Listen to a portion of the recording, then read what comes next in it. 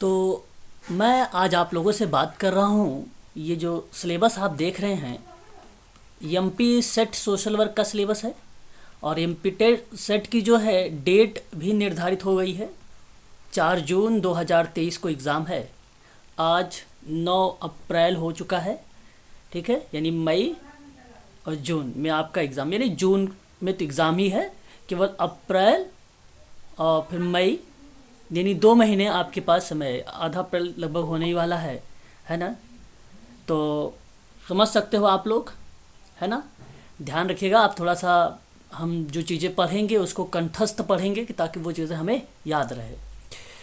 और फिर उसके बाद अगर हम बात करें तो जून में ही एग्ज़ाम होने वाले हैं आप लोगों का, यूजीसी नेट का ही, क्योंकि इस बार आपका 3 बार एग्ज़ाम होने वाला है। दिसंबर में भी आप लोगों का पेपर होगा। तो मैं आप लोगों को जो बात कर रहा हूँ यूनिट नंबर 1 में, बड़ी डीप में बताया है सारी बातें आप लोगों को, हैं अलग अलग क्लासेस आपको प्रोवाइड कराया है। तो मैं आज आप लोगों से यूनिट नंबर फर्स्ट का अंतिम बिंदु पर बात कर रहा हूँ। और ये पॉइंट आप लोग ध्यान रखेंगे सभी लोग। समाजकारी के जो भारत में समाजकारी व्यवसाय है उसके रूप में मैं आप लोगों से बात करने वाला हूँ। नहीं, ये तो हो चुका था ना, आचार संहिता वगैरह, यही आचार संहिता ही इम्पोर्टेंट था। यहाँ पर बात करेंगे समाजकार्य अभ्यास का जो बदलता हुआ प्रसंग है। समाजकार्य के अभ्यास से संबंधित जो नवीन दृष्टिकोण हैं, इन पर हम लोग जिक्र करेंगे। और उसकी प्रवृत्ति क्या है, उसकी चुनौतियाँ क्या हैं, इन पर जिक्र करेंगे। तो ये पॉइंट तो अभी मैंने करेक्ट आप लोगों को बताया भी है। तो मैं आप लोगों से कहूँगा आचार संहिता आप NASW का नाम याद रखें और AMA को नाम याद रखिएगा। मैंने आज आफ्टरनून में क्लास में लिया था आप लोगों को कि 1847 में आया था। और ये अमेरिका में, आप ध्यान रखेंगे अमेरिका में ये है, सबसे पहले था। और फिर अमेरिका से भारत में आया। आप ये कह सकते हो भारत में जो ग्रहण किया गया है वो अमेरिका से ग्रहण किया गया है।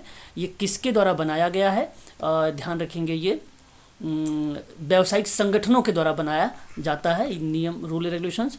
ये नेगेटिव पॉइंट को जब भी आपको ऑप्शन मिलेगा उसको आप एलिमेंट करेंगे, क्योंकि ये नेगेटिव बात नहीं करता है आचार संहिता में।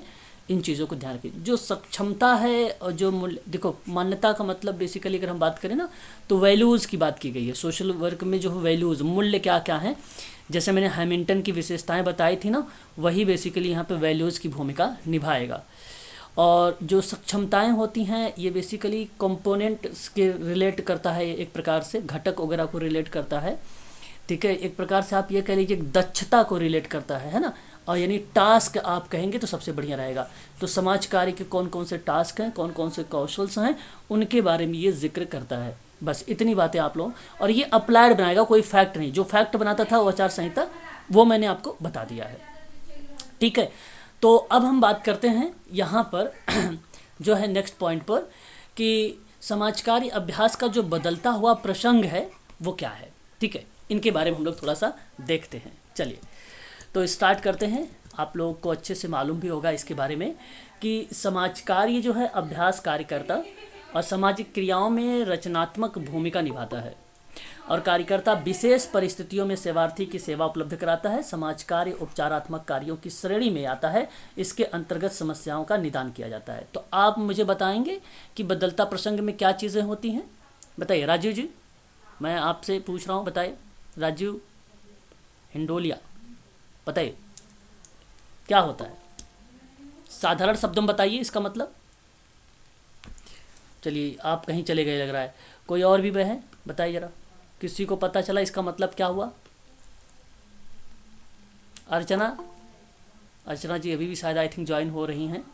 आयुषी आप बताओ, आयुषी जी बताओ। सर और एक बार बोलिए क्या हाँ बोल रहे थे। आजाद जी बताओ। ठीक है, मैं आपसे कह रहा हूँ कि जो समाज कार्य अभ्यास कार्यकर्ता होता है, जो व्यावसायिक सोशल वर्कर होता है, वो सेवार्थी की जो सेवाएं उपलब्ध कराता है और उपचारात्मक कार्यों की श्रेणी के अंतर्गत वह सेवा और निदान की प्रक्रिया को भी संचालित करता है। वो बेसिकली बदलता प्रसंग का पार्ट बनता है। बताइए, मैं बताऊं, इतना सोचते विचारते हो, बताओ कैसे एग्ज़ाम क्रैक करोगे आप लोग। हैं छोटी छोटी चीज़ें हैं जो आप इसको सही तरीके से बता भी नहीं पाते हो आप लोग। मैं सीधा सिंपल सी बात आप लोगों से कह रहा हूँ कि समस्याओं का निदान किया जाता है इसमें। बदलता प्रसंग में क्या है, आपको पता होना चाहिए कि आज 19वीं शताब्दी के दौर में अगर हम बात करें, आज तो हालांकि 21 शताब्दी चल रही है, 19वीं शताब्दी से अगर मैं आप लोगों से बात करूं, सदी से, तो समाजकार्य एक व्यवसाय का रूप लिया। और जब समाजकार्य व्यवसाय का रूप ले लिया तो सेवार्थियों को एक सोशल वर्क का ट्रेडिशनल तरीके से उसे क्या करता है, समाज की मुख्य धारा से जोड़ता है। तो ट्रेडिशनल का मतलब ये हुआ एक प्रकार से कि वैज्ञानिक विधि वगैरह लगाता है, समाज कार्य की जो टेक्निक है, थ्योरीज़ हैं, जो प्रिंसिपल्स हैं, जो वैल्यूज़ हैं, जो उसके फंक्शंस हैं, जो टूल्स हैं, टेक्निक्स वगैरह के माध्यम से उसे समाज के मुख्य धारा से जोड़ता है। यही बात कहा जा रहा है। ये बदलता प्रसंग है, अब धीरे धीरे समय परिवर्तित हो रहा है। मैंने शुरुआत में ही आप लोगों से एक एग्जाम्पल के रूप में एक आम बोलचाल की भाषा में मैंने बताया था, है ना, वो बातें याद होगा अभी आप लोगों को। तो वही तो है यहाँ पे कि समस्याओं का निदान करने की प्रक्रिया दिन प्रतिदिन परिवर्तित हो रही है ना, चेंजेस हो रहे हैं, लोग में परिवर्तन आ रहा है, नए नए टेक्निक्स आ रहे हैं और उसे समाज की मुख्य धारा से जोड़ा जा रहा है। तो क्या इस बात से आप सहमत हैं कि ऐसी प्रक्रियाएं अब जो है दिन प्रतिदिन प्रगतिशील या एक प्रकार से धीरे धीरे जो है अग्रसर हो रही है समाज कार्य में? सहमत हैं आप इस बात से? क्या बात है, बताइए भाई, बोल नहीं रहे हो। मैं आप लोगों को सच बता रहा जी हूँ कि हाँ, जी हाँ। है ना, मज़ा नहीं आ रहा है क्लास में, है ना भाई। जी सर, सहमत है। हाँ, 100% सहमत। तो एक बार थोड़ा सा आप सभी लोग करिए, अच्छे से पढ़िए ना। अगर नहीं पढ़ने का मन भी अगर किसी को हो भाई तो आप लेफ्ट कर जाइए, है ना। देखो आगे बात करते हैं मूल्य परक मान्यताओं के बारे में। अब मूल्य परक मान्यता, पहले तो हमें वैल्यूज़ पता होना चाहिए कि वैल्यू क्या होता है। देखो जब जब से समाज का निर्माण हुआ ना, सामाजिक मूल्य उस समाज के सदस्यों के व्यवहार को नियंत्रित करते रहते हैं। और वे मूल्य जो समाज के सदस्यों या सामाजिक समूहों के जो विभिन्न स्थितियां हैं, जो उसके कार्य हैं, जो वस्तु हैं, जो अवधारणाएं हैं आदि से संबंधित, वो निर्णय से रिलेटेड है, यानी उससे कह सकते हैं उससे संबंधित है। तो मैं ये बात कह सकता हूँ कि मूल्य किसी व्यक्ति, समूह या समाज का किसी वस्तु, अवधारणा, सिद्धांत, क्रिया, परिस्थिति के विषय में जो बौद्धिक संवेगात्मक निर्णय होता है वही मूल्य कहलाता है। सिंपल भाषा में समझो कि व्यक्ति हो या समूह या समुदाय हो, उसकी किसी वस्तु या उसकी अवधारणा या उसके सिद्धांत से या उसकी क्रिया से, मान लीजिए उसकी परिस्थिति समझ लीजिए, उसकी परिस्थितियां तो आप समझ ही रहे होंगे। हर एक की परिस्थितियां अलग अलग होती हैं, दिन प्रतिदिन चेंजेस होते हैं, जो परिवर्तन होते हैं उसे परिस्थिति कहते हैं। तो परिस्थिति के विषय में जो बौद्धिक संवेगात्मक निर्णय होता है वही मूल्य होता है। वही क्या होता है? वही मूल्य होता है। तो बेसिकली सोशल वर्क में कहा जाता है कि मनुष्य के महत्व और गरिमा को बनाए रखना है, तो ये एक मूल्य परक मान्यता है और ये बात सत्य भी है। और मानव प्रकृति में पूर्ण मानव विकास की क्षमता का विकास करना है, ये भी मूल्य परक मान्यता है। मतभेदों के लिए सहनशील होना, आत्मनिर्देशन, अनिर्णायक प्रवृत्ति, मनुष्य और प्रकृति से उत्पन्न किए गए खतरों के लिए अस्तित्व की रक्षा करना, ये सारी प्रक्रियाएं समाज कार्य की मूल्य परक मान्यताओं में आती हैं। बेसिकली जब हम बात करते हैं समाज की वैल्यूज़ पे तो हमें नाम आता है S.C. कॉस महोदय के बारे में। तो कॉस हैं, अगर हम बात करें हर्बर्ट बिश्नो महोदय हैं, इन सब की जो प्रक्रियाएं हैं, जो दार्शनिक हैं, हम इन चीज़ों को रिलेट कर सकते हैं इनसे, है ना। तो देखिए जरा, समाज कार्य के संबंध में कार्यकर्ताओं के लिए कुछ अनिवार्य मूल्य परक मान्यताएं निर्धारित की गई हैं जो निम्नवत हैं। पहला पॉइंट आपके सामने है, यहाँ पर आप देखेंगे, थोड़ा सा विचार करेंगे। पहला पॉइंट आपके से ये कहता है कि समाज कार्य अभ्यास कार्यकर्ता के लिए यह आवश्यक है कि जिस कार्य से अभ्यासकर्ता को संबद्ध किया जा रहा है या उसके कार्य के बारे में उसे पूरी जानकारी हो और जानकारी के अभाव में अभ्यासकर्ता अपने कार्यों को सही निर्वहन नहीं कर पाता है और इससे उसकी कार्य क्षमता पर नकारात्मक प्रभाव पड़ता है, तो अभ्यासकर्ता का कार्य में निपुण होना आवश्यक बताया गया है। और समाज कार्य के अंतर्गत अभ्यासकर्ता अपने कार्य में तभी निपुण हो पाएगा जब उसे विशेष शिक्षण प्रशिक्षण दिया जाएगा, है ना। तो प्रशिक्षण के अभ्यास कार्यकर्ता में एक कुशल कार्य क्षमता की वृद्धि भी होती है। तो अगर मैं आपसे कहूँ, आज 21वीं शताब्दी के दौर में सोशल वर्क की जो प्रक्रियाएं हैं वो दिन प्रतिदिन बहुत ही तीव्र गति से आगे बढ़ रही है ना। अब ऐसी कंडीशन पे अगर मैं आपसे बात करूँ तो अब जो है, जो मेडिकल सोशल वर्क लाइन में आ रहे हैं उनको ट्रेनिंग तो दिया ही जा रहा है, ज़्यादा से ज़्यादा अगर मैं आपसे बात करूं तो आपके MSW में एक बुक है फील्ड वर्क जनरल। शुरुआत में आपको उसमें जो है कुछ वो दिए गए हैं, स्वमूल्यांकन दिए गए हैं, और उस स्वमूल्यांकन में आपके दो पॉइंट्स आते हैं, सहमति असहमति के, या डिस्क्रिप्टिव में आ जाते हैं, वन लीनियर में, है ना। तो हमें ये पूछता है कि आपके घर के आसपास कोई NGO है क्या, महिलाओं के संबंध में कोई दो ऐसे कानून के नाम बताइए। ठीक है, इस तरीके के सवाल उसमें दिए होते हैं, आप लोगों ने देखा भी होगा, आई थिंक देखा है ना, PG में, है ना। तो ऐसी जो प्रक्रियाएं हम यहाँ पर देखते हैं वो कहीं ना कहीं, अगर मैं बात करूँ आप लोगों से, तो लोगों को ये बताने की कोशिश किया जा रहा है उसमें कि एक ऐसा फील्ड भी है जो सोशल वर्क का फील्ड है, जो लोगों को जागरूक करने के संबंध में है, लोगों को एक प्रकार से समाज की मुख्य धारा से जोड़ने का संबंध में है, और उनके जो कोई व्यक्तिगत रूप से या कोई सामूहिक या सामुदायिक रूप से कोई समस्या है तो उन समस्या से निजात दिलाने के परिप्रेक्ष्य में सोशल वर्क है।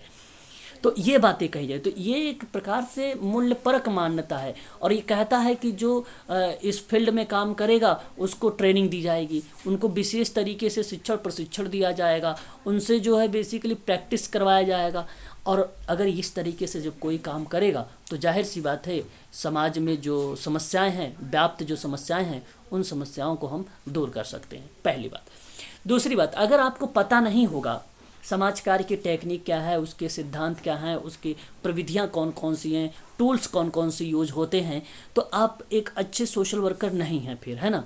तो आप उस चीज़ को कर ही नहीं पाएंगे, क्योंकि सोशल वर्क जो किया जाता है वो एक वैज्ञानिक विधि से किया जाता है, एक ट्रेडिशनल मेथड से किया जाता है ना। उसमें कुछ जैसे काउंसलिंग का काम है, सोशल वर्क का ज़्यादातर बेसिकली काउंसलिंग की भूमिका ज़्यादातर निभाते हैं। ठीक है, साथ ही साथ अगर मैं बात करूं तो काउंसलिंग में अगर इनके जब आता है तो उसके साथ साथ अगर हम जिक्र करें, आजकल ही तो अलग की बातें बना दी गई हैं कि मेडिकल सोशल वर्क जाते हैं हॉस्पिटल वगैरह में, तो उनको जो है अलग अलग पोस्ट दे दिया जाता है ना, आवश्यकता के अनुसार। वो जो वहाँ का हेड होता है या HR होता है उसी के आधार पर देता है। लेकिन ये अलग बात है, ये एक अपवाद है, ऐसा नहीं कहेंगे कि ऐसा हो रहा है, ये अपवाद के रूप में बोलेंगे आप लोग, है ना। परंतु जो सोशल वर्क होता है वो ज़्यादातर बेसिकली काउंसलिंग का पार्ट हो, या स्कूल में भी अगर आता है, विद्यालय में तो भी वहाँ पे काउंसलिंग करता है, कंपनी वगैरह में जाता है वहाँ पे भी काउंसलिंग वगैरह की प्रक्रिया संचालित करता है ना। तो कहीं ना कहीं लोगों को एक, अगर हम बात करें तो वो समाज की मुख्य धारा से जोड़ने का ही प्रयास करता है, और टेक्निक वगैरह उसे पता होती है। अगर नहीं पता होगा तो वो सही तरीके से नहीं करेगा, इस बात को ध्यान रखेंगे। फिर कहता है कि समाज कार्य को व्यावसायिक रूप से अपनाने से समाज कार्य अधिक प्रभावशाली तरीके से संचालित किया जाता है, जिससे कार्यों का निष्पादन गुणात्मक तरीके से होता है, और इससे अभ्यासकर्ता रचनात्मक भूमिका को निभा लेता है। मेरा कहने का मतलब ये है कि सोशल वर्क की जो भूमिका है बेसिकली वो वस्तुनिष्ठता पर आधारित होती है। परिस्थितियाँ बताती हैं कि व्यक्तिनिष्ठता होगा कि वस्तुनिष्ठता होगा। अब अगर मैं केस वर्क पर काम करूंगा तो जाहिर सी बात है वो व्यक्तिनिष्ठता पर बल देता है, परंतु व्यक्तिनिष्ठता है तो हम ऐसा नहीं कि हम वहाँ पर जो है व्यक्तिनिष्ठता को भेदभाव के रूप में ग्रहण करेंगे, नहीं, ऐसा कुछ नहीं। फिर भी हम उस प्रक्रिया को अगर लिखते हैं तो हम उसे व्यक्तिनिष्ठता के बजाय वस्तुनिष्ठता पर ही बल देते हैं। तो जब हम एक सेवार्थी की बात करें, उसके पड़ोस की जानकारी लेते हैं या उसके वातावरण के बारे में जानकारी लेते हैं, वो उसकी जोन से विद्यालय में पढ़ रहा है उस विद्यालय के बारे में पूरा डिटेल लेते हैं, तब हम ये बात कह सकते हैं कि ये जो है व्यक्तिनिष्ठता के बजाय वस्तुनिष्ठता पर सोशल वर्क बल दे रहा है। ठीक है, तो निष्पादन जब हम व्यक्तिनिष्ठता पर बात करते हैं तो कहीं ना कहीं गुणात्मक तरीके उस पर जो है बल देता है। ठीक है, तो ये बात ध्यान रखिएगा आप सभी लोग, समाज कार्य व्यवसाय अपनाने के लिए अधिक प्रभावशाली अगर बनाया जाता है तो केस वर्क के माध्यम से। अब जैसे अगर कम्युनिटी वर्क में काम कर रहे हैं आप, और उसमें 2-3 ऐसे पेरेंट्स हैं या ऐसे व्यक्ति हैं जो आपकी बातों से सहमत नहीं हैं, या आपकी बातों से अगर हम बात करें तो वो संतुष्ट नहीं है, तो आप क्या करेंगे? ऐसी कंडीशन पे हम वहाँ पे केस वर्क की भूमिका निभाना शुरू करते हैं, है ना, केस वर्क की भूमिका निभाना शुरू करते हैं। तो ज़्यादा से ज़्यादा लोगों को क्या करना है, फिर समाज की मुख्य धारा से हम उनको जोड़ देते हैं, है ना। तो ये प्रक्रिया जो है संचालित हो जाती है। उसके बाद कहता है भारत, चीन, अफ्रीकी महाद्वीप के देशों में समाज कार्य की जो प्रासंगिकता है वो बहुत तेज़ी से बढ़ी है, और इन देशों में विद्यमान जो मूलभूत समस्याएं हैं उन समस्याओं के समाधान में, ठीक है, सामाजिक संगठन विशेष भूमिका निभाता है। अभ्यासकर्ता समस्या प्रभावित क्षेत्रों में यात्रा कर या समस्याओं का निदान करता है। बड़ी ही सिंपल सी बात है। ये कहता है कि भारत, चीन और अफ्रीकी महाद्वीप में समाज कार्य की जो प्रासंगिकता है, प्रासंगिकता का मतलब आप पर्सपेक्टिव को ले लीजिए, वहाँ पे उसके ओवरव्यूज़ को ले लीजिए, तो यहाँ कहा जा रहा है कि तेज़ी से बढ़ रही है। अब आप ध्यान रखिएगा इस पॉइंट को, बहुत तेज़ी से जो बढ़ रही है यहाँ पे जो लिखा हुआ है। अब आप लोगों से पेपर में जब अप्लाइड प्रश्न वगैरह आता है तो ये शब्द लिखा होता है, हम लोग देखते हैं मंद गति से धीरे धीरे चल रहा है, कि समाज कार्य व्यवसाय के रूप में नहीं आया है। इस तरीके से अप्लाइड प्रश्न आते हैं, आप लोगों ने पेपर में देखा भी होगा, मैं करवाऊंगा तो बताऊंगा ये प्रश्न आया हुआ है यहाँ से। तो आप ध्यान रखेंगे कि अब जो 21st सेंचुरी चल रही है, इसमें समाज कार्य की जो प्रक्रियाएं हैं वो थोड़ी सी तीव्र गति ली है, तो इस बात को आप ध्यान रखेंगे। इन देशों में विद्यमान जो मूलभूत समस्याएं हैं, जैसे भारत में बात करें, चीन में बात करें या अफ्रीकी में बात करें, है ना, तो ऐसी कंडीशन पर उनकी समस्याओं का समाधान या निदान कराने के रूप में ज़्यादातर भूमिका सामुदायिक संगठन के रूप में आ रही है। तो सामुदायिक संगठन के रूप में अगर समस्या का ज़्यादातर अगर कोई समाधान किया जा रहा है तो ये 3 देशों का नाम हमें देखने को मिल सकता है। इस चीज़ को ध्यान रखिएगा। और तेज़ी किस रूप में आ रही है, तो कम्युनिटी ऑर्गेनाइजेशन में आ रही है ना, ये बात आप ध्यान रखिएगा, कम्युनिटी ऑर्गेनाइजेशन में आ रही है। तो मूलभूत समस्याएं क्या होती हैं, जो बेसिक समस्याएं होती हैं, बुनियादी जो समस्याएं होती हैं, उनकी बात करता है ये। और फिर नेक्स्ट पॉइंट हमारे सामने कहता है कि समाजकारी में संलग्न अभ्यासकर्ता, संलग्न का मतलब क्या होता है बताना चाहेंगे आप लोग? संलग्न का मतलब क्या होना चाहिए?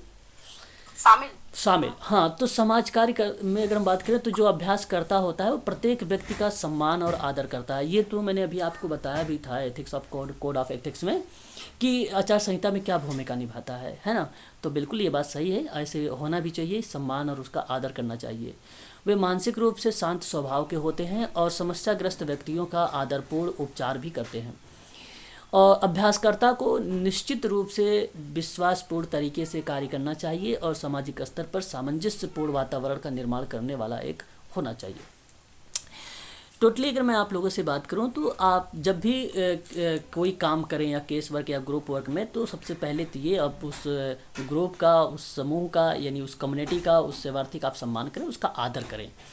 तो मानसिक रूप से अगर हम बात करें तो एक आइडेंटिफिकेशन बताई गई कि समस्याग्रस्त व्यक्तियों का जो है आदरपूर्ण उपचार करने के रूप में, तो ये भूमिका एक मेडिकल सोशल वर्क के रूप में आती है, एक मेडिकल सोशल वर्क के अंदर पाई जाती है।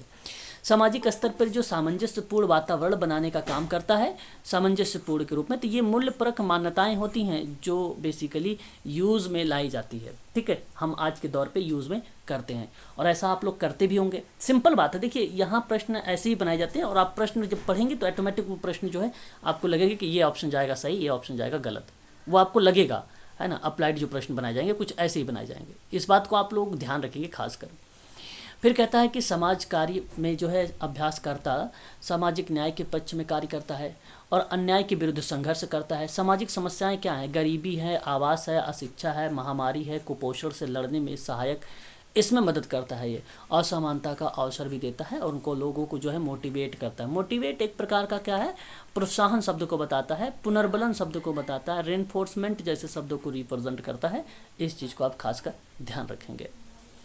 समाज कार्य में संलग्न अभ्यासकर्ता की सेवा जो होती है निस्वार्थ भाव से होती है और वह जो है सार्वजनिक सेवा ज़रूरतमंद लोगों की सहायता करने के लिए करता है ना। ये बात तो आप सबको अच्छे से पता होगा और करते भी होंगे, आई थिंक, मुझे तो लग रहा है आप सब लोग करते हो कि नहीं करते हो, बताओ।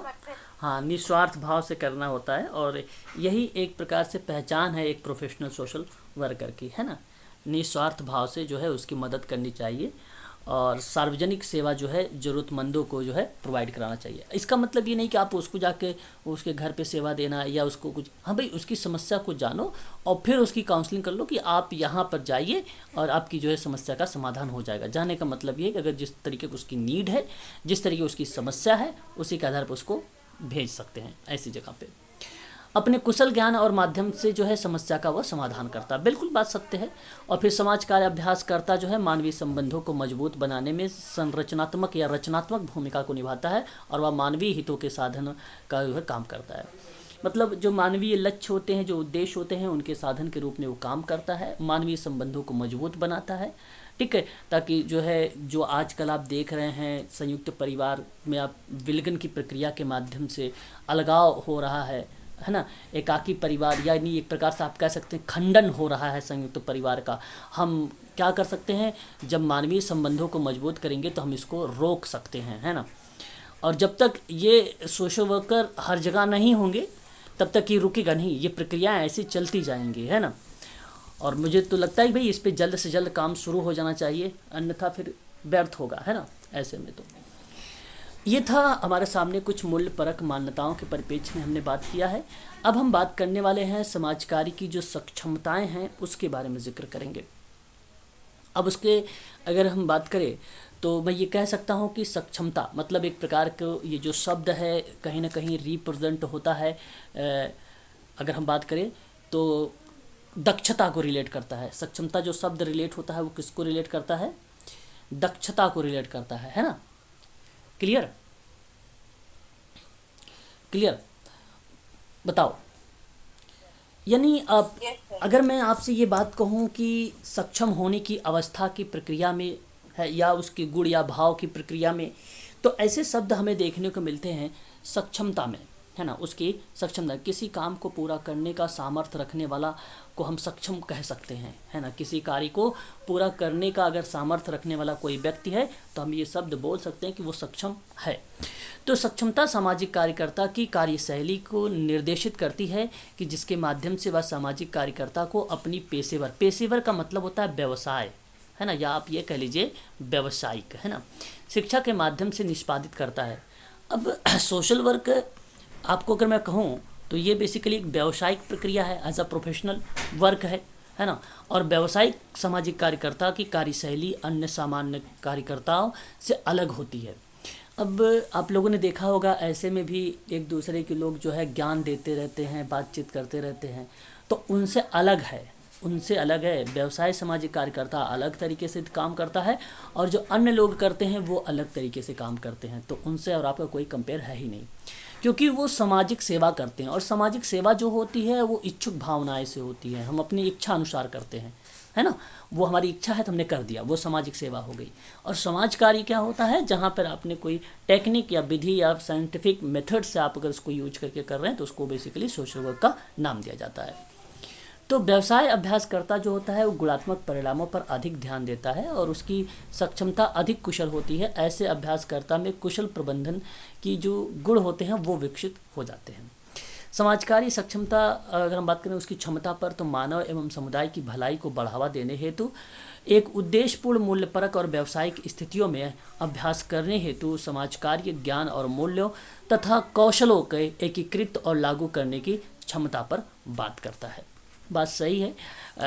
अगर मैं बात करूं तो सोशल वर्क जो है ज्ञान, मूल्य, कौशल, वैज्ञानिक विधि, टेक्निक, उपचार इत्यादि जैसी प्रक्रियाओं को वो लागू करता है, ठीक है, व्यावसायिक समाज कार्य की स्थिति में। ये सक्षमताएं हैं।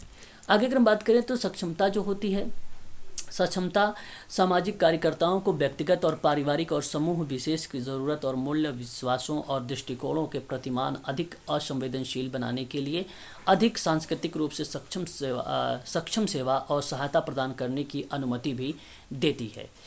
आप लोगों को पता है संवेदनशील क्या होती है?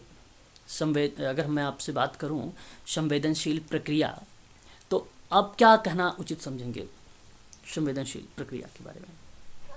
दीपक होता ना, जैसे किसी को टच किया, संवेदनशील। यहाँ पर संवेदनशील का तात्पर्य किसी भी सेंसिटिव प्रक्रिया से लगाया जा सकता है जिसको बहुत ही गहराई और चिंतन से सोचा जाए या किसी मुद्दे को बहुत गंभीरता से लिया जाए। संवेदनशीलता, बिल्कुल, ये भी आप एक प्रकार से करें कि किसी कार्य को अगर आप गंभीरता से ले रहे हैं तो हम ये बात सही कह सकते हैं कि संवेदनशीलता की प्रक्रिया वहाँ पे लागू होती है, ठीक है। और भी अपने विचारों को प्रकट करें जरा, क्या हो सकता है? ये भी हो सकता है ना, जैसे कि किसी का वो अपन कार्य कर रहे हैं, उस कार्य को या सेवा को करते हुए हमारे मन में जो है संवेदनशील की भावना होना चाहिए, मतलब बिल्कुल बिल्कुल बिल्कुल, यहाँ यही स्टेटमेंट था, ध्यान दीजिएगा। बेसिकली जो संवेदनशीलता को डिफाइन करता है वो ये बताता है कि दूसरों को सुखी देखकर, सुख और दुखी देखकर करुणा का अनुभव करना। करुणा का मतलब समझते हो?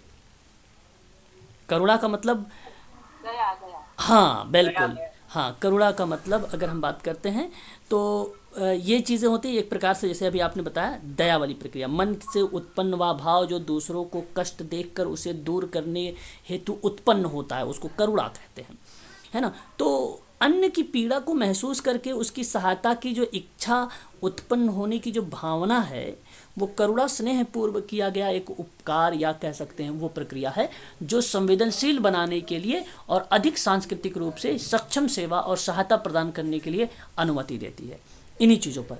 तो हमारे सामने कुछ समस्याएं ऐसी भी है, जैसे संवेगात्मक समस्याएं भी आती हैं, हम लोगों ने देखा होगा, है ना।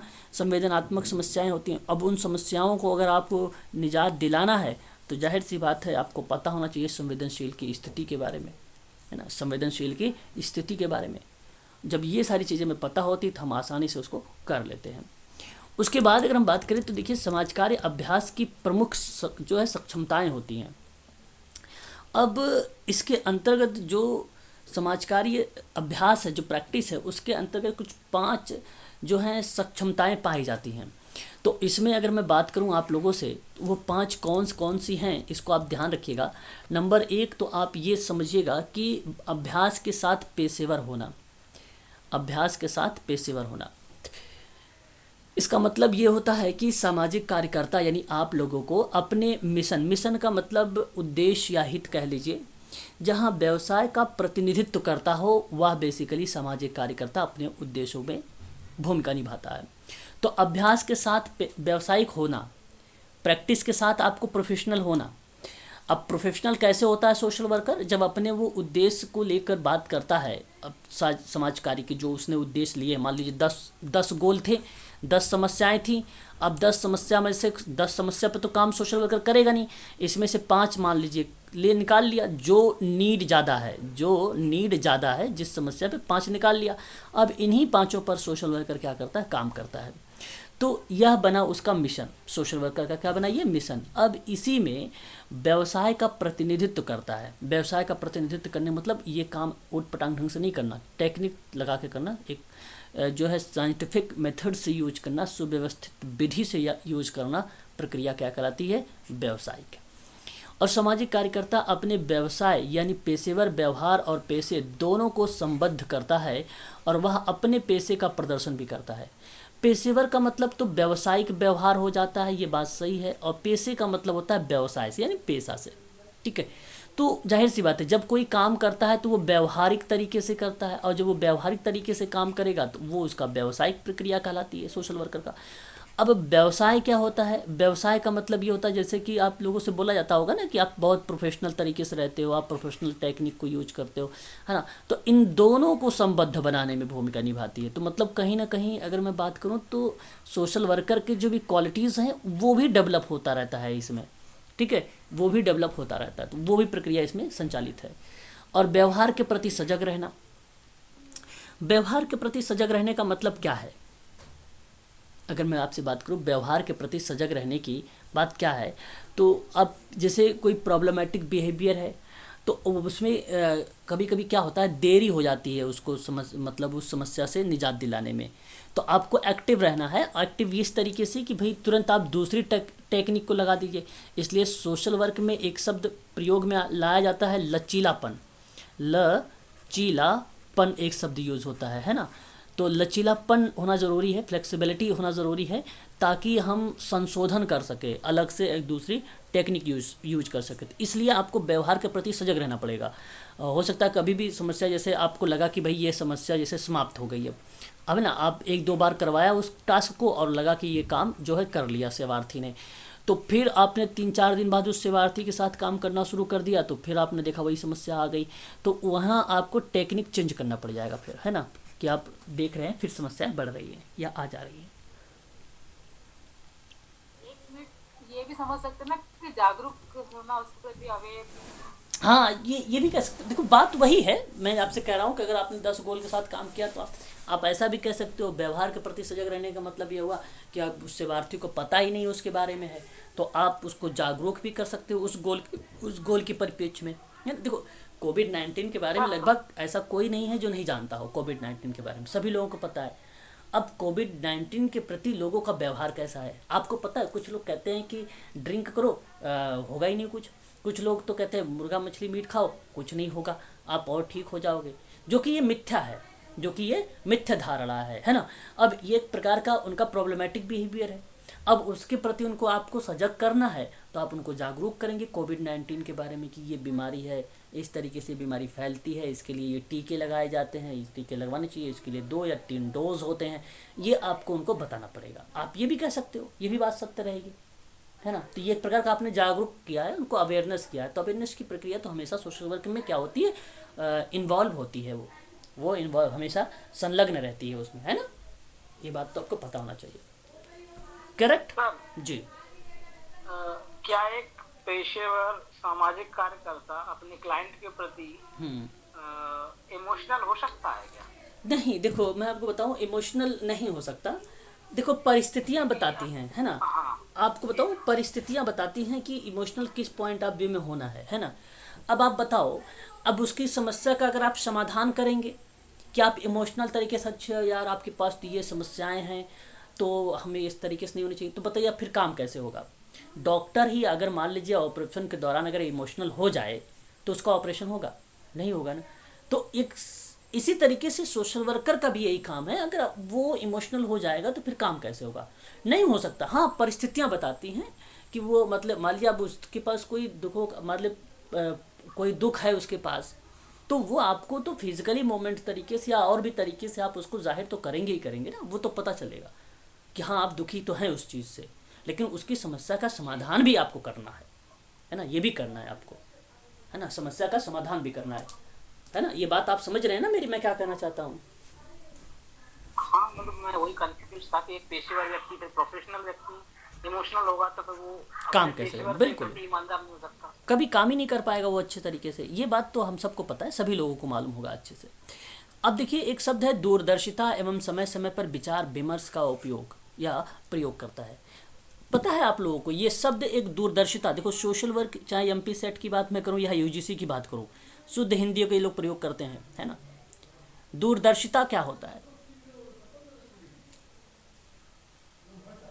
बताओ। दूरगामी सोच।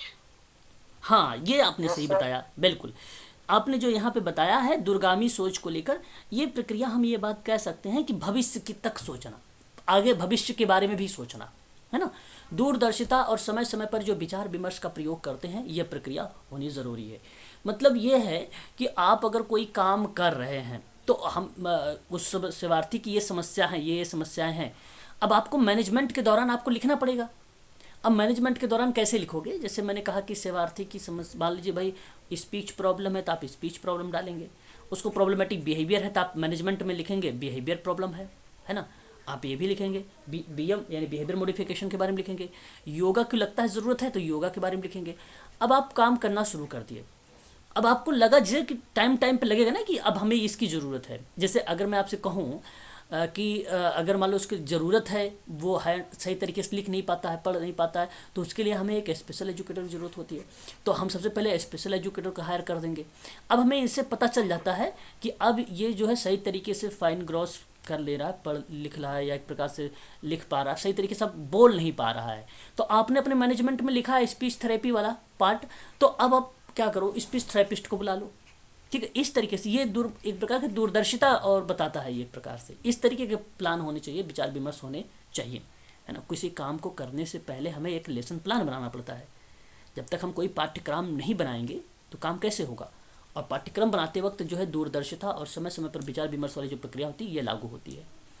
नियमित रूप से संचार स्थापित करना, बिल्कुल ये तो आपको पता होना चाहिए। नियमित रूप से संचार मतलब कम्युनिकेशन तो होना ज़रूरी है। अगर कम्युनिकेशन सही तरीके से नहीं होगा तो फिर समझ कहाँ से पाएगा, है कि नहीं। करेक्ट, ये बात आप जानते ही नहीं जानते। नियमित रूप से संचार स्थापित करना चाहिए या नहीं, बताइए। करना चाहिए भाई, है ना। करेक्ट, चलो दूसरा पॉइंट पे देखिए। बोलेंगे तो है नहीं आप लोग। आगे अगर बात करते हैं तो आचार व्यवहार का अभ्यास देखिए। आचार्य व्यवहार का अभ्यास का मतलब ये होता है, जहाँ भी हम लोगों ने पढ़ा है नैतिकता वगैरह को लेकर, वही शब्द यहाँ पर है ना। तो अगर मैं आपसे कहूँ, आपकी आवाज चली गई थी बीच में। ओके, तो चलिए, अच्छा कोई नहीं, अब ध्यान से सुनिए।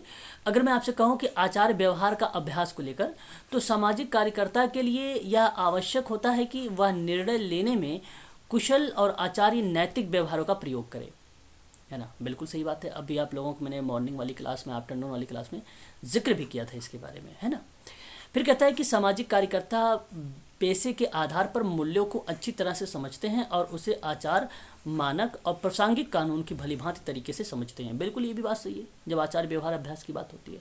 मुख्य निर्णय पर पहुंचने पर हेतु आचार्य रणनीति को लागू करते हैं। आचार्य संघर्ष को समाप्त करने हेतु अस्पष्ट सहनशीलता का सहारा लेना, इसकी भी प्रक्रिया जारी होती है ना। तो इन चीज़ों को आपको ध्यान रखना है। उसके बाद अगर हम बात करें तो एक आता है आलोचनात्मक सोच और पेशेवर निर्णय या फैसला के बारे में। तो यहाँ पे आप देखेंगे सामाजिक कार्यकर्ता तार्किक सिद्धांत, वैज्ञानिक दृष्टिकोण की जानकारी रखते हैं और इसके माध्यम से वो किसी भी विषय के संदर्भ में आलोचनात्मक तथ्यों के रखने में सक्षम भी होते हैं। गहरी सोच कार्यकर्ता को प्रासंगिक सूचनाएं उपलब्ध कराने या करवाने में महत्वपूर्ण भूमिका निभाता है और यह आकलन के मॉडल के विश्लेषण के अतिरिक्त प्रतिरोध या हस्तक्षेप एवं मूल्यांकन मॉडल्स का भी उपयोग में लाया जाता है। मौखिक और अमौखिक संचार का प्रभावी प्रदर्शन और व्यक्तिगत और पारिवारिक समूह संगठन को सामुदायिक संचार करता है। इसमें ऐसा कोई शब्द नहीं है जो आपको कंफ्यूज करे, ये सारे के सारे शब्द जो हैं बड़े ही ईजी है ना, ईजी है। चलिए, उसके बाद अगर हम बात करें नेक्स्ट पॉइंट पर, तो विविधता का अपनाना, विविधता को अपनाना। विविधता का मतलब क्या होता है, इस बात को भी आप लोग को अच्छे से मालूम होगा कि सामाजिक कार्यकर्ता अगर हम बात करें तो मानव अनुभवों एवं इसके पहचान, निर्माण एवं व्यवहारों की विविधता को समझने में सक्षम होता है ना। विविधता का आयाम को आयु, वर्ग, रंग, संस्कृति, विकलांगता, जातीयता, लिंग या लिंग पहचान, अभिव्यक्ति और आवर्जन, अभी इसके बारे में बताएंगे, स्थिति जो है राजनीतिक विचारधारा, जाति, धर्म सहित कई कारकों को प्रतिच्छेदन के रूप में समझा जाता है। किसी संस्कृति के ढांचे और मूल्यों किस सीमा तक प्रभावित किया जाए, इसका पूर्ण ज्ञान सामाजिक कार्यकर्ता के पास निहित होता है। स्वयं की शिक्षार्थी में देखे और उन लोगों को संलग्न करे जिनके पास वे मुखबिर के रूप में काम करते हैं। अब देखिए, अगर मैं विविधता की बात करूं आप लोगों से, तो आप क्या समझते हैं विविधता से? भाई विविधता से क्या समझते हैं? विविधता का मतलब होता है योग्यता, लिंग, जाति, प्रजाति, भाषा, चिंतन स्तर, दिव्यांगता, व्यवहार और धर्म से संबंधित होता है। इसके अलावा मनुष्य की सामाजिक, सांस्कृतिक एवं भौगोलिक स्थिति में भी विविधता का एक मुख्य कारक हमें देखने को मिलता है। ठीक है, तो मैं आपसे कहूँगा कि रहन सहन, धर्म, खान पान, भाषा, त्यौहार इत्यादि जो भिन्न प्रक्रियाएं हो, वो कहीं ना कहीं विविधता को बताती है। तो ये जो भिन्नताएं हैं हमारे जीवन में कई तरह में रोचक बनाती हैं और इन विभिन्नताओं के कारण ही भारत में जो है विविधता है, ये बात आपको अच्छे से मालूम है ना। तो मैं आप लोगों से कहूँगा कि ये जो विविधता है वो कहीं ना कहीं रहन सहन, धर्म, भाषा, त्यौहार इत्यादि जो भी चिंतन, प्रजाति, जाति, योग्यता, लिंग जो भी चीज़ें आती है वो कहीं ना कहीं विविधता को बताती है और इसको अपनाता है सोशल वर्क में। इसको अगर मैं आपसे बात करूँ तो सोशल वर्क में क्या होता है, अपनाया जाता है। ठीक है, इतनी बात क्लियर हुआ? बताइए एक बार, आप लोग नहीं बता रहे हैं भाई। चलो, मेरी आवाज़ नहीं आ रही क्या? विविधता क्लियर हो गया, बहुत अच्छी बात है। अब देखिए यहाँ पे कह रहा है कि संस्कृति के ढांचे में मूल्यों को किस सीमा तक प्रभावित किया जाता है, सामाजिक कार्यकर्ता निहित है। यहाँ एक शब्द थे, देखो ये आव्रजन स्थिति है, मतलब अपना स्थान छोड़कर अयंत्र जानना, है ना। आव्रजन, आव्रजन आप ये कह लीजिए कि अपना स्थान छोड़कर दूसरी जगह पे जाना, ये बोल सकते हो? बिल्कुल बोलना चाहिए आपको। आव्रजन का जो अर्थ होता है एक स्थान से छोड़कर दूसरे स्थान पर जाना, किसी दूसरे देश में बसने के लिए जाना, प्रक्रिया जो है आव्रजन स्थिति कहलाती है। इस शब्द को आप ध्यान रखेंगे, ठीक है, यूज हो सकता है सोशल वर्क में। एक होता है अग्रिम, अग्रिम का मतलब होता है एडवांस, आपको तो पता ही होगा इसके बारे में। तो सर परमानेंट जाना या कुछ समय के लिए जाना? नहीं, ऐसा वो नहीं है कि फिक्स ये शब्द करता है कि परमानेंट चला जाना, मतलब ये केवल आपको बताता है अवरजन शब्द जो है कि एक स्थान छोड़कर किसी दूसरी जगह पे जाना, है ना। तो मान लीजिए अब अगर वो कोई जैसे पलायन करने वाली स्थिति है, अब वहाँ फिर दोबारा आ गया, ठीक है, तो इसका मतलब ये नहीं है कि वो अवरजन नहीं कहलाएगा, अवरजन वो भी कहलाएगा, ठीक है। तो यहाँ कोई ये नहीं है कि अस्थायी और अस्थायी वाली प्रक्रिया, ठीक है। अग्रिम मानवाधिकार एवं सामाजिक आर्थिक न्याय की बात करें तो प्रत्येक व्यक्ति समाज में स्वतंत्रता, सुरक्षा, गोपनीयता, जीवन स्तर, स्वास्थ्य, देखभाल, शिक्षा जैसे मूलभूत मानवाधिकार रखता है और सामाजिक कार्यकर्ता की पहचान जो होती है वो वैश्विक होती है। तो ये एक शब्द आता है हमारे सामने जो है अग्रिम मानवाधिकार के बारे में। मानवाधिकार आप सबको अच्छे से मालूम होगा, मैंने इसके बारे में कई बार आप लोगों से बताया भी है कि कहीं ना कहीं ये कहता है कि वे अधिकार जो किसी भी व्यक्ति को जन्म के साथ ही मिल जाते हैं तो उसे हम लोग कहते हैं कि ये मानवा अधिकार है। ये क्या है? ये मानवा अधिकार है। ये बात आपको तो पता ही होगा। भारत में जब बात आती है मानवाधिकार संरक्षण अधिनियम की तो भारत में आप नोट कर लीजिएगा 1993 का नाम हमें देखने को मिलता है, 1993 में मिलता है, ठीक है।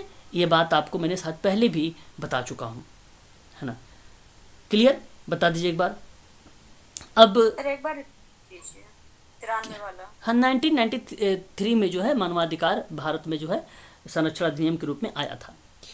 अब मानवाधिकार में ही आपको बता दूं मैं 3 पीढ़ी भी पाई जाती है, मैंने आपको बताया भी है 3 पीढ़ी से प्रश्न कई बार आए हुए हैं।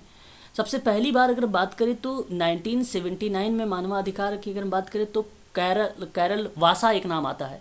1979 में किसका नाम आता है? एक नाम कैरल वासा का नाम आता है और कैरल वासा महोदय ने अंतर्राष्ट्रीय मानवाधिकार संस्थान में मानवाधिकारों की 3 पीढ़ी के बारे में जिक्र किया था।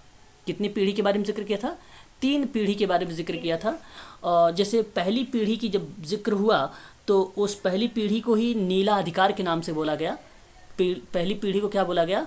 नीला अधिकार बोला गया था। और इसके अंतर्गत क्या क्या शब्द आते हैं इस चीज़ को आप ध्यान रखिएगा। जैसे आपको मैं बताऊं तो जीवन का अधिकार आता है, पेपर में लिखा रहेगा जीवन का अधिकार कौन सी पीढ़ी में आता है, तो आप बताइएगा पहली पीढ़ी में। पहली पीढ़ी को किस नाम से जाना जाता है? नीला अधिकार के नाम से जाना जाता है, ये याद रखेंगे। और कानून के समक्ष समानता की बात होती है तो भी अगर हम बात करें तो आपका पहली पीढ़ी में आता है। बोलने की स्वतंत्रता की बात होती है तो भी ये पहली पीढ़ी में आता है। निष्पक्ष सुनवाई की बात होती है, निष्पक्ष सुनवाई की बात अगर होती है तो भी वो पहली पीढ़ी के अंतर्गत आता है। और धर्म की स्वतंत्रता की बात आती है तब भी वो पहली पीढ़ी पर बात होती है। और ध्यान रखिएगा मतदान जैसे शब्द को भी इसी के अंतर्गत शामिल किया गया था। अब इसमें आप ये एक शब्द ध्यान रखेंगे, आप लोगों को 12-15 में जो मैग्ना कार्टा दिया गया था वो कुछ अधिकारों से यहाँ पे मेंशन किया गया है। जो 12-15 का मैग्ना कार्टा का अधिकार था उनमें का कुछ अधिकार जो है नीला अधिकार में रखा गया था।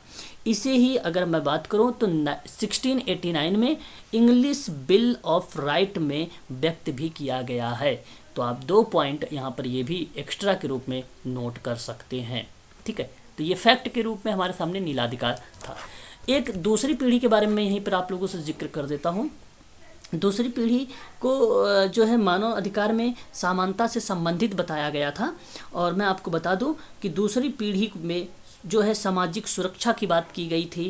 अगर हम बात करें इसमें न्याय संगत की बात की गई है, इसमें रोजगार की बात की गई है। दूसरी पीढ़ी में भोजन की बात किया गया है, आवास की बात किया गया है, स्वास्थ्य की बात की गई है, देखभाल का बात किया गया है, ठीक है। ये सामाजिक सुरक्षा की बात हुई है, बेरोजगारी भत्ते की बात की गई है। ये किसके अंतर्गत आता है? ये दूसरी पीढ़ी के अंतर्गत आता है। दूसरी पीढ़ी को हम लोग लाल अधिकार के नाम से जानते हैं। किस नाम से जानते हैं? लाल अधिकार के नाम से जानते हैं। ये दूसरी पीढ़ी है।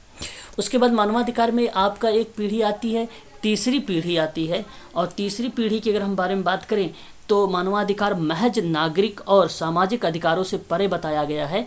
आपको बता दूं, इसी पीढ़ी के अंतर्गत 1972 में स्टॉकहोम घोषणा पर्यावरण के विकास पर रियो डी जेनेरियो जो सम्मेलन हुआ था, जो घोषणा पत्र हुआ था, वो 1992 वाला भी आप यहाँ पर ध्यान रखेंगे। तो एक स्टॉकहोम सम्मेलन याद रखेंगे 1972, और एक अब 1992 के बारे में अगर हम बात करें तो रियो डी जेनेरियो में जो घोषणा वाला है, रियो घोषणा। तो ये आप दो बातें यहाँ पर ध्यान रखेंगे जो मानव पर्यावरण पर संयुक्त राष्ट्र सम्मेलन की बात करता है। अब इस तीसरी पीढ़ी को अगर मैं आपसे बात करूं तो इसे हरे अधिकार के नाम दिया गया है। कौन सा नाम दिया गया है? हरे अधिकार नाम दिया गया है। और आपको पता हो चुका कि जब मैंने पर्यावरण शब्द बोल दिया है तो मैं जाहिर सी बात है प्राकृतिक संसाधनों के बारे में बात करूंगा आपसे, आर्थिक सामाजिक विकास पर बात करूंगा आपसे, तो आप समझ जाइएगा इसी के अंतर्गत आता है। आत्मनिर्णय की बात अगर मैं करूंगा तो इसी के अंतर्गत आता है। समूह और सामूहिक अधिकार की बात करूंगा तो भी इसी के अंतर्गत आता है। संवाद और संचार की बात करूंगा तो भी इसी के अंतर्गत आता है। सांस्कृतिक विरासत भी आप कह लीजिए। एक बार बताइए, आप लोग समझ में आ रहा है सभी लोगों को? जी सर। ये बात ध्यान रखेंगे। जी सर। अब बात करते हैं नेक्स्ट पॉइंट पर। फिर कहता है कि सामाजिक कार्यकर्ता। अब सामाजिक कार्यकर्ता में अगर हम जब जिक्र करें तो उत्पीड़न एवं व्यापक भेदभाव के रूप में तंत्रों की सामाजिक कार्यकर्ता को समझता है। बिल्कुल, देखिए, उत्पीड़न और व्यापक जो भेदभाव है उसके रूप में, उसके तंत्रों के रूप में अगर हम बात करें तो सामाजिक कार्यकर्ता समझता है इस बात को, है ना। और ये बात आप सभी लोग जानते हैं। या मानवाधिकार सामाजिक आर्थिक न्याय की वकालत करता है। बिल्कुल बात सही है। इसलिए सोशल वर्कर के मेडिटेटर यानी एक प्रकार से मध्यस्थता का नाम दिया जाता है, सामुदायिक संगठनकर्ता का नाम दिया जाता है। इसमें अगर हम बात करें तो एक चिकित्सक का नाम दिया जाता है, मनोचिकित्सक का नाम दिया जाता है इसको, ठीक है। परामर्शदाता का नाम दिया जाता है इसे, मतलब विभिन्न इसके जो है नाम हैं, वाचक इसको कहा जाता है ना, बहुत कुछ इसको कहा जाता है, ठीक है। और फिर अगर हम बात करें तो यह सामाजिक और आर्थिक न्याय को आगे बढ़ाने की प्रथाओं में वृद्धि भी करता है। अब देखिए, भारत में आचार संहिता के बारे में मैंने आपको पहले भी आज सुबह क्लास में बताया है। American association of social worker and ये 1960 का रहेगा, और national association of social workers 1920 में जो समाज कार्य व्यवसाय अभ्यास में समरूपता लाने के लिए आचार संहिता को ग्रहण किया गया था। इस बात को आप लोग ध्यान रखेंगे खासकर। और उसके बाद अगर मैं आपसे बात करूं तो भारत के संदर्भ में देखने से ये ज्ञात होता है कि हमारे यहाँ कोई आचार संहिता अलग से नहीं बनाई गई थी, बल्कि अमेरिका से यह आचार संहिता को ग्रहण किया गया। परंतु व्यावसायिक संगठनों की यहाँ पे अहम भूमिका है। जो ये संगठन है वो बनाते हैं आचार संहिता। समिति और संघ के में भारत में अधिक सक्रिय और प्रभावशाली होने के कारण व्यावसायिक अभ्यासकर्ताओं पर कोई नियंत्रण व अंकुश नहीं है, और इस कारणवश अगर हम बात करें तो अधिकांश कार्यकर्ता आचार संहिता को ग्रहण करते हैं बेसिकली, है ना। और इन्हें इसके पालन के लिए विवश भी नहीं किया जा सकता है। मैंने आप लोगों से कई बार बताता भी हूँ कि हम बाध्य नहीं कर सकते हैं किसी को, है कि नहीं। मैंने आप लोगों से ये कई बार बता भी चुका हूँ। विवश नहीं करने का मतलब बाध्य को बताता है। अब समाज कार्य के अभ्यास में नवीन दृष्टिकोण क्या क्या है, नई चीज़ें क्या हैं। अब भाई देख लीजिए, पहले प्राचीन समय था, प्राचीन समय में दान प्रक्रिया चल रही थी। अब जाहिर सी बात है बदल गया समय, तो अब मानवतावाद भी उसमें शामिल हो गया है। तो दान वाली प्रक्रिया धीरे धीरे खत्म हो गई है, समाप्त हो गई है। आने वाले टाइम में ये पूर्ण रूप से समाप्त हो जाएगी। आपको SDG पढ़ेंगे तो आपको मिलेगा एक गोल, है ना, जहाँ पे कहा गया है कि गरीबी समाप्त करना है, भूखमरी को समाप्त करना है। ये सारे गोल 17 गोल्स रखे गए हैं जो 2030 तक पूरा करना है। अब देखिए कितना वो साबित होता है सही, है ना। तो समाज कार्य में सबसे पौराणिक जो व्यवसाय हैं उनमें से एक माना जाता है। पूर्व औद्योगिक और सामाजिक व्यवस्था में भी समाज कार्य अधिक प्रचलित था, भले ही इसे समाज कार्य की श्रेणी में शामिल नहीं किया जाता है। यह एक ऐसा व्यवसाय है जो व्यक्ति और समाज दोनों के लिए आवश्यक है और एक दूसरे से संबंधित है। बदलते सामाजिक परिवेश एवं जो है वैचारिक विविधता के कारण समाज कार्य के उद्देश्य और प्रवृत्तियों में व्यापक परिवर्तन हुए हैं। बिल्कुल बात सत्य ये बात है कि जाहिर सी बात है कि व्यक्ति और समाज दोनों में आवश्यक और एक दूसरे से संबंधित है। आपको ये बात पता होना चाहिए कि समाज और व्यक्ति दोनों हैं जो वो अन्योन्यश्रित हैं, दूसरे एक परस्पर क्रियाएं शामिल करती हैं, रेसिप्रोकल की प्रक्रियाएं शामिल करती हैं। और ये बात हैमिल्टन ने कहा है, ये बात आपको पता भी होगा। और इसकी वजह से समाज कार्य के उद्देश्य और प्रवृत्तियाँ में व्यापक लेवल पर परिवर्तन भी देखने को मिले हैं। है ना, क्योंकि ये दोनों अनुनिश्चित हैं, इसलिए क्या है, ये जो है परिवर्तन भी है। तो उसके जो नेचर हैं, जो उसकी प्रवृत्ति है, जो उसके नियम हैं, जो उसके अगर हम बात करें पॉइंट ऑफ व्यू या परिपेक्ष या दृष्टिकोण हैं, उनमें परिवर्तन हो रहे हैं। अब नवीन दृष्टिकोण तो अब जाहिर सी बात 21वीं शताब्दी में व्यावसायिक समाज कार्य हो गया है, जाहिर सी बात है परिवर्तन आएंगे ही आएंगे। तो नवीन परिवर्तन ये है।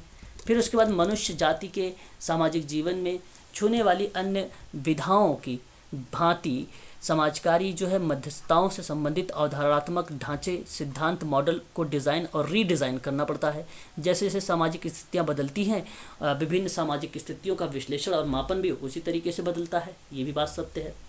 आप देखें पिंकस और मिन्हाम ने यह ढांचा इस दृष्टिकोण में दिया कि समाज कार्य जो है एक पक्षीय नहीं है, लगभग ये सारी स्थितियों में लोगों की भागीदारी की ज़रूरतों पर आधारित है। मैंने आप लोगों से बोला भी है कई बार कि लोगों की सक्रिय भागीदारी पर अगर कोई बात करता है तो उसका नाम पिंकस और मिन्हाम है ना। तो ये बात आप लोग ध्यान रखेंगे, IMP के रूप में नोट करेंगे। और इस दृष्टिकोण में सामाजिक कार्यकर्ता जो होता है एक व्यवस्था में प्रवेश करता है और इसी के द्वारा जो है सुस्पष्ट लक्ष्यों को पाने का उपाय के रूप में जो है इसकी पूर्ववर्ती जो अवस्था है उसको संतुलन के रूप में सचेत करती है। ठीक है, ये चीज़ हमें ध्यान रखना है। सामाजिक और परोपकारिक और प्रजातांत्रिक आदर्शों को जो है विकसित हुआ और जो है नैतिक मूल्य सभी व्यक्तियों की समानता, महत्व और गरिमा सम्मान पर आधारित है। मानवाधिकार की सामाजिक न्याय और समाज कार्य तंत्र में प्रेरणा और औचित्य के रूप में कार्य करती है, ये भी बात आपको पता है। समाज कार्य अभ्यास में विस्तृत बाधाएं जो हैं, असमानताएं जो हैं, उस अन्याय जो है उसका पता लगाना और उसको जो है बुराइयों को रोकना या उसको समाप्त करने पर बल देता है ना। ये व्यवसाय समाज कार्य बन रहा है। नवीन एक प्रकार से अगर हम बात कर रहे हैं तो आप लोगों से नवीन दृष्टिकोण ये आ रहे हैं आपके सामने। व्यवसाय समाज कार्य के अभ्यास पे अगर हम बात करते हैं तो वो बल देता है समस्याओं और परिवर्तन पर, है ना। तो समस्याएं क्या है उसके समाधान पर बल देगा, परिवर्तन क्या होना चाहिए इस पर बल देता है। ये बेसिकली सोशल वर्क है। प्राचीन समय में भारतीय लोकोपकारी और संस्कृति में धर्म के रूप में जो व्यक्ति है निहित लोकोपकारी और सहज वृत्ति के अतिरिक्त मूर्त स्वैच्छिक संस्थाएं भी थी, जहाँ पे गरीबी, निराश्रित, पद, दलित और अशक्त और समाज के कमज़ोर वर्गों की सहायता की जा रही थी। ऐसी बात थी। समाज कल्याण गतिविधियों में जैसे गरीबी की सहायता करना, है ना, गरीब की सहायता करना, साक्षरता फैलाने हेतु बात करना, ठीक है। स्वैच्छिक संगठनों के ब्रिटिश काल में ही भारत में जो है उपलब्धियों का एक अच्छा रिकॉर्ड रहा है। इसी शताब्दी में प्रारंभिक भाग में अगर हम बात करें आप लोगों से तो राष्ट्रीय स्वतंत्रता के लिए महात्मा गांधी ने जो है उनके आंदोलन से जुड़े हुए कई चीज़ें जैसे पुनर्निर्माण, स्वयं सहायता और गरीबों में सबसे गरीब, अछूतों को ऊंचा उठाना आदर्शों की जुड़े हुए ये शब्द जो हैं हमें देखने को मिले थे। और भारत में समाज कार्य का संचालन गैर सरकारी संगठन NGO जो होता है वो प्रासंगिक तेज़ी से बढ़ रही है। आपको पता होगा NGO तो अब आजकल ऐसा कोई जिला या क्षेत्र नहीं है जहाँ पे NGO ना हो, है ना। हर जगह NGO है जो एक अहम भूमिका निभा रही है सोशल वर्क में। अगर मैं बात करूँ आपसे जैसे चुनौतियाँ और समस्याओं के बावजूद भी भारत में गैर सरकारी संगठन शिक्षा हो गया, स्वास्थ्य हो गया, समाज कल्याण हो गया, युवा विकास हो गया, है ना, या अगर हम कहें कि वृद्ध के कल्याण के बारे में बात करें, महिला सशक्तिकरण के बारे में बात करें तो इस पर जो है कार्य कर रही है। स्पष्ट बताइए एक बार। जी सर। जी सर। ये बात ध्यान रखेंगे। अब देखिए समाज कार्य की प्रवृत्ति क्या होती है ना। समाज कार्य की प्रवृत्ति समाज कल्याण और समाज सेवाओं से होती है। और इसमें क्या बताएं, अब कल्याण के बारे में जो टास्क आपके मन में आ रहा है उसको आप मेंशन कर सकते हैं समाज कल्याण के रूप में।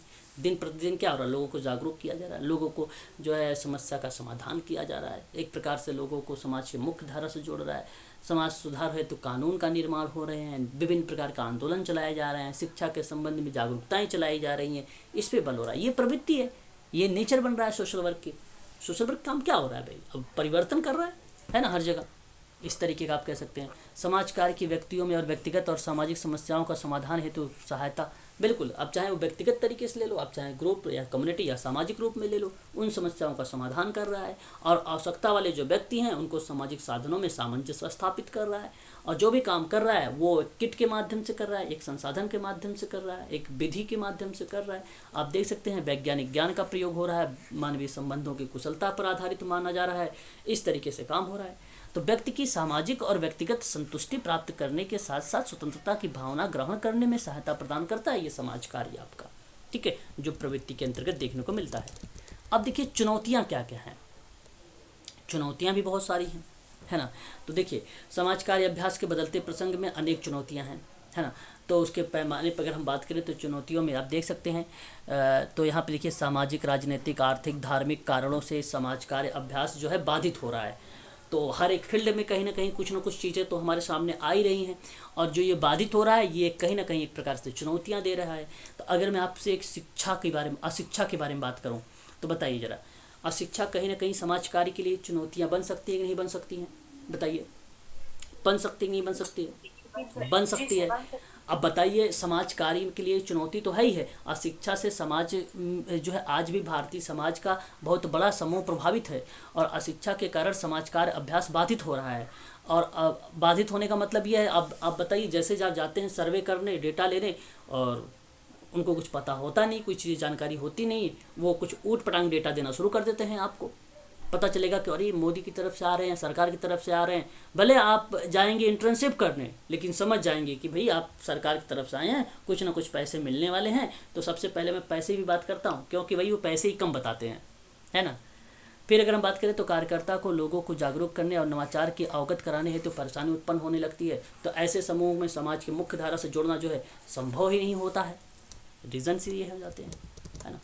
अभी आपको बता दूं मैं एजुकेशन के बारे में भी, तो बहुत लोग ऐसे होते हैं जैसे बीए कर लेते हैं, एमए कर लेते हैं, है ना, बीएससी एमएससी कर लेते हैं, ये लोग अध्यापक बन जाते हैं। अब इसको तो छोड़ो, आपके पास अगर आपके आसपास देखिएगा, आप कोई अगर स्कूल होगा, प्ले स्कूल वगैरह होंगे, तो आप देखिए वहाँ पे 10+2 जो क्वालिफाइड होते हैं वो टीचर बन जाते हैं, वो बच्चों को पढ़ाने लगते हैं। बताइए, बच्चों को पढ़ाने लगते हैं। ये थोड़ी ना उनको पढ़ाया थोड़ी गया है कि भाई टेक्निक क्या है, सिस्टम क्या है पढ़ाने की, कौन सी विधि लागू होती है, क्या चीज़ें लागू होती है, क्योंकि ये गलत है, ऐसा नहीं होना चाहिए, है ना। तो ये कहीं ना कहीं जो अशिक्षा है, जो पेरेंट्स सोच रहे हैं भैया कि बस हमारा बच्चा पढ़ रहा है, ये नहीं जान रहे हैं कि हम अपने बच्चे को एक तरफ से पीछे लेके जा रहे हैं। क्यों लेके जा रहे हैं पीछे? क्योंकि वो टेक्निक से पढ़ाया नहीं जा रहा है उसको। वो चीज़ें अभी तो पढ़ लेगा, अभी फिर 1 महीने बाद 2 महीने बाद वो भूल जाएगा बच्चा। वो सिस्टम होता है उसको पढ़ाने के लिए, एक फ्लैश कार्ड होता है, एक यूज किया गया टेक्निक पढ़ाया गया है ना। बीएड वालों को, बीएड एमएड वालों को पढ़ाया गया है ये सारी सिस्टम करने के लिए, वो पढ़ाएंगे अपने तरीके से, है ना। पेरेंट्स जो सोचते हैं कि ये पढ़ रहे हैं तो पढ़ रहे हैं, जो कि ऐसा नहीं होना चाहिए। फिर अगर मैं बात करूँ, देखो राजनीतिक हस्तक्षेप में, राजनीतिक हस्तक्षेप के कारण भी समाज कार्य अभ्यास बाधित हो रहा है। अब समाज कार्य में संलग्न कार्यकर्ता स्वयं की राजनीतिक विधियों में लिप्त हो जाने लगते हैं और महत्वाकांक्षा बढ़ने लगती है। धीरे धीरे समाज कार्य की गति उसकी रुचि से कम हो जाती है। देखिए क्या है, अगर जब राजनीतिक हस्तक्षेप आता है, ये बेसिकली हमेशा गलत ही होता है। कभी कभी कुछ पॉइंट्स हैं जहाँ पे वो सत्य की तरफ जाता है, परंतु जब राजनीतिक पक्ष के कारण के बारे में, हस्तक्षेप के बारे में बात करते हैं, अब राजनीतिक क्षेत्र में गए आप और उसमें हस्तक्षेप करना शुरू किया तो बाधित हो जाएगा। और ये बात आप भली भांति तरीके से जानते हैं। भाई इस समय अपने देश में अगर कोई पावरफुल है तो क्या चीज़ है? राजनीति ही है। सही बात है गलत? बताइए। राजनीति ही तो है सबसे पावरफुल चीज़। भले इंसान अंगूठा छाप हो, लेकिन गांव का प्रधान जरूर होगा। एक सोशल वर्कर अगर जाएगा तो उसको प्रधान ही नहीं देंगे जी, उसको जिताएंगे नहीं कि ये बंदा पढ़ा लिखा हुआ है, ये काम करेगा ना। भाई साहब वो इतने साल से प्रधानी कर रहा है, इतने साल से वो चीज़ें हैं, तो उसी को वोट मिलेगा। ये सब अशिक्षा है जो उस गांव के लोग जानते नहीं। उनको कितने लोगों को सुधारोगे? आने वाले टाइम में बता रहा हूँ, मेडिकल सोशल वर्क अगर हर जगह नहीं हुए ना तो बड़ी दिक्कतें हो जाएगी इन भविष्य में, है ना। हम लोग तो नहीं रहेंगे, लेकिन आने वाले टाइम में बहुत ऐसी तरीके की चीज़ें हमें देखने को मिलेंगी। समय लगेगा इसमें, ऐसी बात नहीं है। अगर नहीं रखा गया तो परिवर्तन होना ज़रूरी है। अब ये 2-3 सीटों से नहीं होने वाला काम, है ना। आगे अगर हम बात करते हैं, उनकी महत्व जो है धीरे धीरे क्या होती है, बढ़ने लगती है। अब देखिए इसके अलावा जो है समाज कार्य अभ्यास जो है संस्थान में राजनीति का केंद्र बन गया है। व्यवस्था का इतना राजनीतिकरण हो जाता है कि संस्थान से समाज कार्य संचालित करना संभव ही नहीं हो पाता है। और ये भी बात सही है।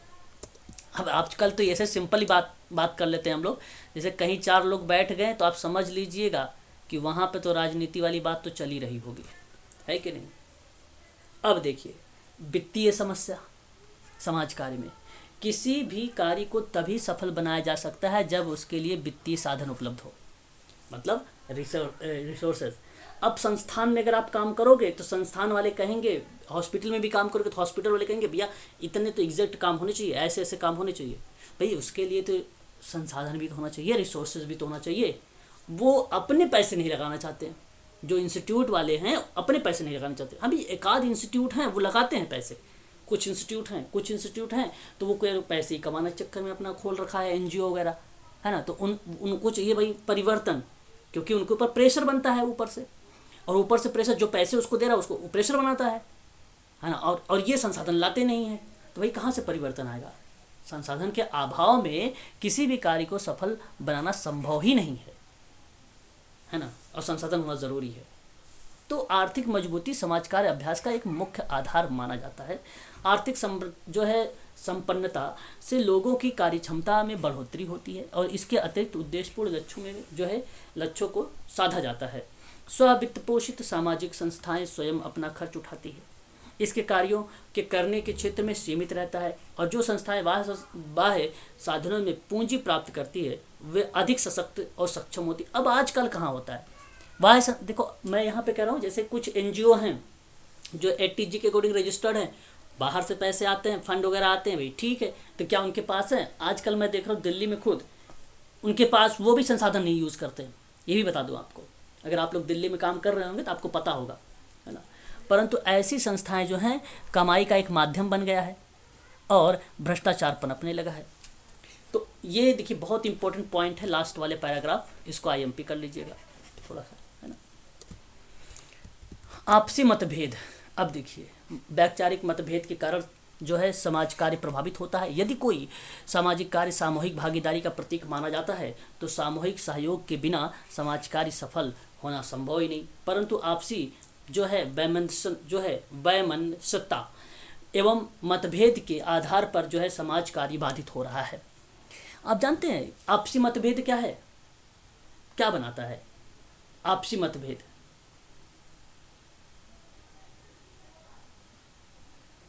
आप लोग बोल नहीं रहे हो आजकल, क्या बात है भाई?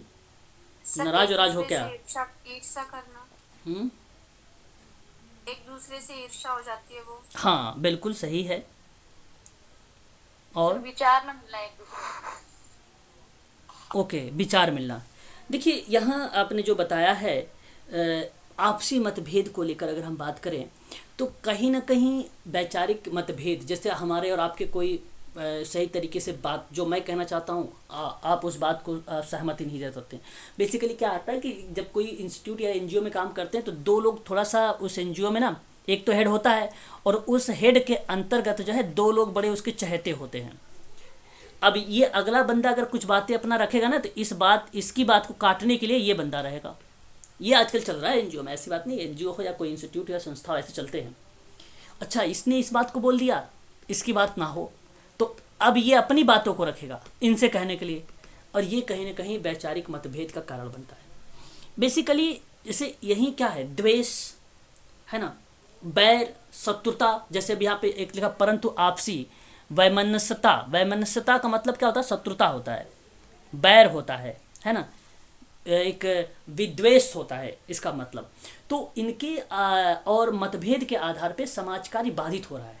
लोग एक दूसरों को क्या नाम है लाइक नहीं, काम मतलब यूनिट में नहीं हो पा रहा है, खंडन हो जा रहा है काम का, और जब कार्य खंडन हो जाएगा तो समाज कार्य बाधित हो जाएगा, है ना, जो कि ऐसा नहीं होना चाहिए। लोग खंडन कर दे रहे हैं समाज कार्य। अब लाभ पाने की इच्छा, स्वाहिर्थ का भावना, और ये बात आप अच्छे से जानते हैं, अपने हित के लिए, अपने भावना, अपना लाभ पाने के लिए लोग क्या कर रहे हैं, लोग जो है एनजीओ चला रहे हैं। ये नहीं कि समाज का कल्याण करने के लिए, है ना, इसलिए नहीं चला रहे हैं। और अच्छा आप उसकी डिग्री वगैरह पूछोगे ना, उससे पूछना कभी जिसने खोला होगा, ओपन किया होगा, क्या आप सर जानते हैं मास्टर ऑफ सोशल वर्क क्या होता है? अच्छे पीएचडी किए हुए बंदे को मैं जानता हूँ कि उसे नहीं पता भाई कि सोशल वर्क क्या होता है। मतलब सोशल वर्क के बारे में उसने केवल समझा सोशोलॉजी ही तो था सोशल वर्क, है ना, उसे ये मालूम है। तो ये चीज़ें हैं, है कि नहीं? वो लोग समाज कल्याण नहीं अपना कल्याण करने के लिए हाँ बिल्कुल, स्वाहिर्थ है ना, वहीं पे वो अपना कल्याण के लिए ही सर काम करते हैं, वो समाज कल्याण की तो बात ही नहीं करते, है ना। समाज कल्याण का मतलब सर सोशोलॉजी में समाज कार्य नहीं होता? नहीं, सोशोलॉजी में समाज कार्य है, ऐसी बात नहीं, ये पहले था, अब इसको अलग कर दिया गया है, इसको अलग कर दिया गया है। सामाजिक विज्ञान से ही समाज कार्य आया है, इस बात से आप सभी लोग सहमत रहना। लेकिन अब सोशल वर्कर की भूमिका अलग है, सामाजिक विज्ञान जिसने पढ़ा है उसकी भूमिका अलग है। सोशल वर्कर काउंसलर के रूप में आता है। Social worker, medical social worker की जब हम बात करते हैं तो वो हर एक फील्ड में होता है। क्यों? क्योंकि मेडिकल सोशल वर्कर जो होता है वो प्रैक्टिकल करता है। सोशोलॉजी में ये प्रैक्टिकल नहीं कराया जाता है कि समुदाय में जाके देखो क्या होता है, समूह में क्या होता है, व्यक्ति की समस्या क्या होती है, ये नहीं सोशोलॉजी में कहा गया है, ये सोशल वर्क में कहा गया है। तो सोशल वर्क जो होता है एक प्रोफेशनल डिग्री है, एक प्रोफेशनल क्वालिफिकेशन डिग्री मानी जाती है। लेकिन जो सोशोलॉजी है वो प्रोफेशनल नहीं है, वो एजुकेशनल क्वालिफिकेशन है, वो आपकी, वो प्रोफेशनल नहीं है आपका। सोशोलॉजी प्रोफेशनल आपकी MSW है ना? हाँ, MSW है। तो अंतर है इनमें, बहुत अंतर है ना? तो जमीन आसमान का समझा फ़र्क है उसमें। तो बताता रहा हूँ, जो NGO खोल रखे उनको खुद नहीं पता है ना, बट ऐसा नहीं चाहिए, ये ऐसा होना चाहिए। अब ये सब आप लोग दूर करोगे इन समस्याओं को, है ना? ये आप लोग आए हो जो MSW कर करके समस्याओं को दूर करो, ठीक है? आने वाले भविष्य में आप लोग करेंगे। सर जो इसी में आएंगे ना सर? जी, जो रूरल डेवलपमेंट किए हैं MARD वो इसी में आएंगे ना? हाँ बिल्कुल सर, बिल्कुल। आपको सिंपल सी बात है, अगर आपने अपने प्रोग्राम में MSW लिखा है बस, तो समझ जाइए कि आपने प्रैक्टिकल किया है। और जो प्रैक्टिकल कर लेता है वो बेसिकली प्रोफेशनल कहलाता है। जो गली गली घूम के, ठीक है, गांव गांव घूम के प्रैक्टिकल किया हो, जो समाज से रूबरू हुआ हो, जो समूह और ग्रुप और कम्युनिटी वगैरह को देखा हो, व्यक्ति वगैरह को देखा हो, समस्याओं को देखा हो, वो प्रोफेशनल होता है ना? वो प्रोफेशनल होता है। थ्योरिकल पढ़ाई नहीं की आप, हालांकि थ्योरिकल पढ़ाई तो आपकी है, ऐसी बात नहीं थ्योरिकल नहीं है, थ्योरिकल तो है, लेकिन थ्योरिकल के आधार पर प्रैक्टिकल भी है आपकी। सोशोलॉजी में नहीं है प्रैक्टिकल, केवल थ्योरिकल चीज़ों पर जिक्र किया गया है ना? वो चीज़ें हैं तो अलग है ना? परिवर्तन करिए आप लोग से ही शुरुआत होगा सारी चीज़ें, और आने वाले टाइम में बदलाव होंगे। बस परिवर्तन ज़रूरी है, ये नियति कहती है, और परिवर्तन होगा, आने वाले टाइम में परिवर्तन होगा। बशर्ते कोई हाई पोस्ट पे एक सोशल वर्कर पहुंच जाए, है ना? हाई पोस्ट पे कोई सोशल वर्कर पहुंचे तो परिवर्तन होगा, ठीक है? चलिए, आज के लिए बस इतना ही रखते हैं हम लोग। बाकी जो है कल क्लास चलेगी। आज 8:30 वाली क्लास जो है बंद रहेगा, क्योंकि आज संडे था, मैंने उसके बाद भी आप लोगों की क्लास ले लिया है, ठीक है? और कल क्लास चलेगी, क्योंकि सोशल असिस्टेंट प्रोफेसर का जो एग्ज़ाम है अक्टूबर में जाएगा, तो तब तक हम आराम से भी पढ़ेंगे ना, तो कवर हो जाएगा, उसमें कोई दिक्कत नहीं है। बस पढ़ते जाइएगा डेली।